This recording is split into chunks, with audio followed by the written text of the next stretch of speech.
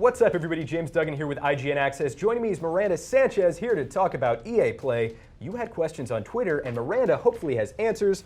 I'm going to get my handy-dandy notepad out. I hope that's not copyrighted. And the very first thing comes from Calvin Anderson, who very excitedly exclaims, Battlefield 5. No. Sorry, man. I think Battlefield 5 was technically also Battlefield 1. Sure. And well, yeah, it's a new Battlefield. So would the next one be 2?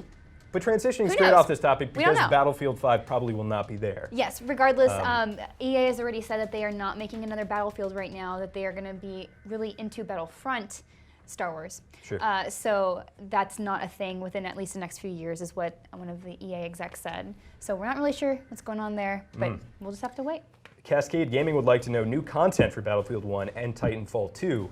That seems a lot more likely. Yes, I'm pretty sure, no, I actually do know for sure. They have confirmed on their website for EA Play 2017 that they will be showing off new content for that and the support that they plan on having for the rest of the year. Sure. And with Titanfall 2, we saw the Monarch's Reign released just a couple days ago. So I'm not really sure they'll have something ready to show unless they've been kind of working in a deficit and putting something to the side for EA Play, but we'll see. Yeah, we'll see. All right, moving on. Skate 4, actually, a lot of Skate 4 love in the tweets. Aw, yeah, I mean, it's been since 2010, since the Skate 3, so we've had a long time, and unfortunately they already said that they're not working on it earlier this year. So another thing they've crossed off the list, but at least we have a definite no that it is not going to be something that will be at E3 this year.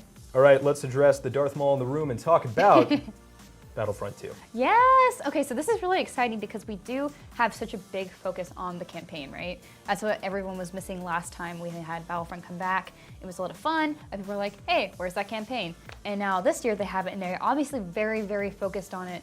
It looks really exciting because we're playing from the opposite side. You know, the Death Star blows up, and then what did the rest of the Imperial fighters do? What do they do? And I think what's really interesting about that is, from what I've seen, because I think that the most cliche thing you could possibly imagine is like, this lady right here realizes the error of her ways and then sides with the Jedi, and from what I understand, they kind of want to avoid that, and they kind of would like to contextualize her perceived evil story as something that could happen with something like, maybe not even indoctrination, maybe just a little bit of propaganda. So it's our protagonist Eden and her, essentially adventure as her side is losing, and like, of course, if that's your side, that's what you've been taught to be good, and that's what you're fighting for this whole time, like what do you do after that? And I think that's a really interesting question that we don't see a lot in Star Wars, just because we always focus on the Jedi. We always focus on Luke and his friends and what are they doing and what is the good side of the Force doing, but like how do all the Stormtroopers perceive everything? Like what is their side? And of course for the Imperial forces on this part of the story. Right, and there's so many of them, they must have a pretty good recruitment tool, one would think. Yeah, I'm really just hoping for some Ewoks, honestly. We saw Endor, I'm like, please, Ewoks.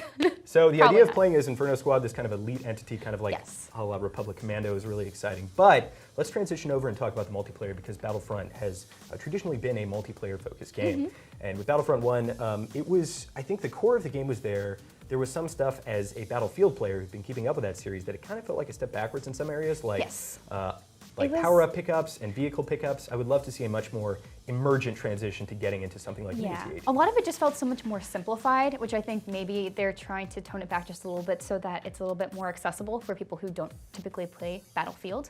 And I could see that, and maybe hopefully with Battlefront they'll go a little bit more deep dive into those transitions and vehicles and weapons. Sure. So do you think that EA Play is going to be dominated by Battlefront 2? I think that's definitely what they're going to lead with, aside from their sports suite, because EA has already confirmed. I think we actually had a question. Certainly FIFA. Yes, FIFA 18 was a question, and yes, they've already confirmed that. Madden, they will have that there. It's like their cores that they always have to have. But so since Star Wars is such a big thing now, like I don't see them not leading with this, and hopefully something new. We don't know. All right, so no tweets about it because it was just announced as of filming this morning, but that is Need for Speed Payback. Yeah, so we have a little bit of a preview up on IGN right now, and it's a big focus on customization. Like it's supposed to be the most that we've had to date. Yeah. Which is very exciting because that series recently has kind of leaned into it. Now, do you know anything about the story? Do you know if it's going to be narratively focused or more I know we're chasing down a new cartel, so like that's a big thing, and they own everybody, surprise, and we're going against them. Sure, that's very exciting. And finally, you wanted to talk about The Sims Mobile.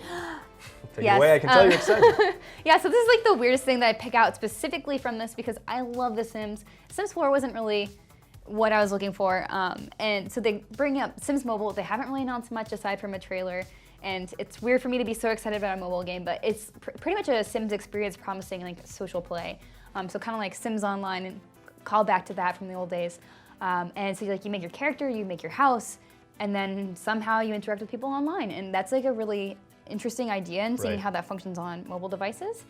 So I do hope they provide a little bit more about that. And I know they're also going to talk about Sims 4 as well. Sure. I think a lot of the times coming to mobile can be a really big boon and kind of refresh the series. And in the context of playing anywhere, becomes a lot more exciting. Yeah, I mean, I remember downloading Fallout Shelter immediately. Like that was a ton of fun. So hopefully this is something like that where it's like, okay, this is with details and now go play it with people at E3. Like that would be awesome. All right, so lots of process there. Predominantly Battlefront 2, but Miranda Sanchez, thank you so much for talking us through EA Play. If you at home would like to know more about the other press conferences, whether that be Sony or Microsoft or even Nintendo, stick with IGN Access. We have you covered, and for all things E3, you're already in the right place at IGN.